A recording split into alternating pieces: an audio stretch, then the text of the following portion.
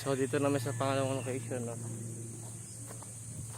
Ito yung crusher ng baton, no? Ng baton, no? Nung panahon na nagkuwari pa rito.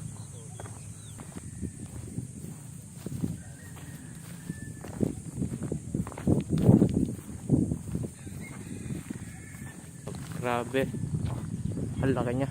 So balaksan na namin dito mag-overnight, no?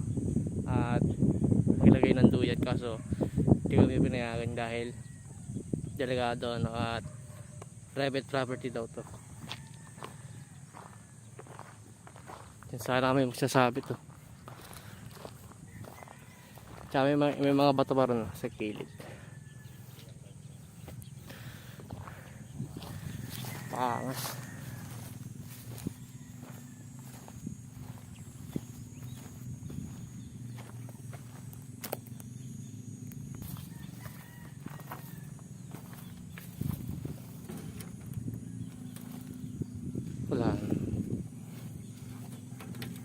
Wala, kalawang na talaga siya, no? Tapos ayun, sira na. Siyempre dito napapunction, no? Kasi abandonado na talaga to eh.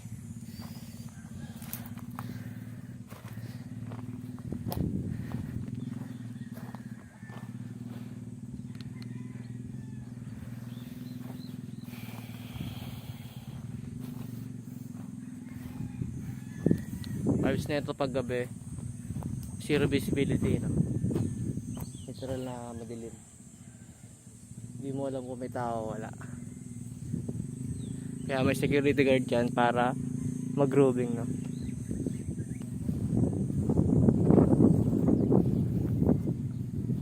Grabe, taas niya, oh. Siguro pag umapa ka dyan, hulog ka na dyan.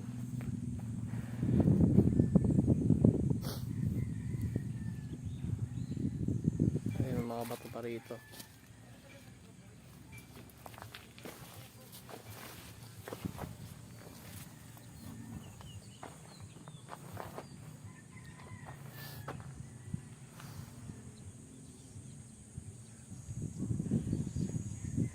So sabi na naman tayo. Grabe laki niya kung pagbamasdan mo. Kung nandito ka, literal laki niya.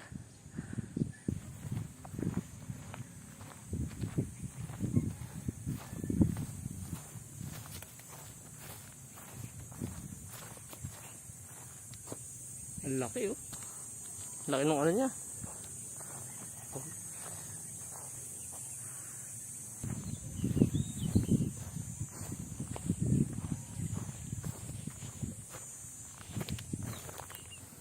Laki.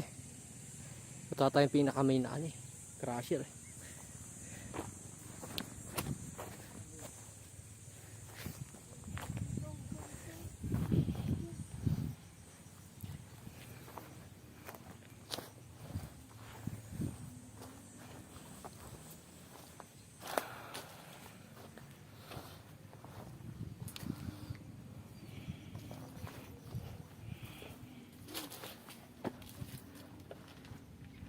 Sila, makit sila.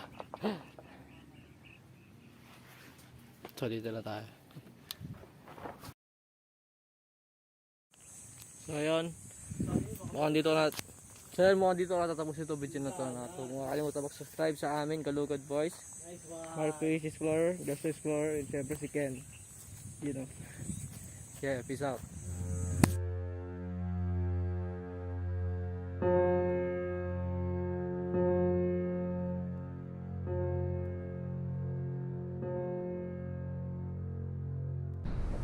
Kaya mo ba, boy? Ito ka na, oh.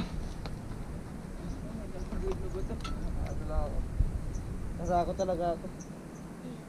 Yan. Ganun ulit dyan, upo lang. Yan, kapit ka muna dyan. Yun, no? Parang market lang ng mangga. Yan na nga talaga, tumama dyan. Yun. Yan na yan, boy, sige. Pwede mo na ilaglag. Maganda sa picture, pahirap ang bumaba. Asel eh, no? Yan. Guys, what the heck, guys?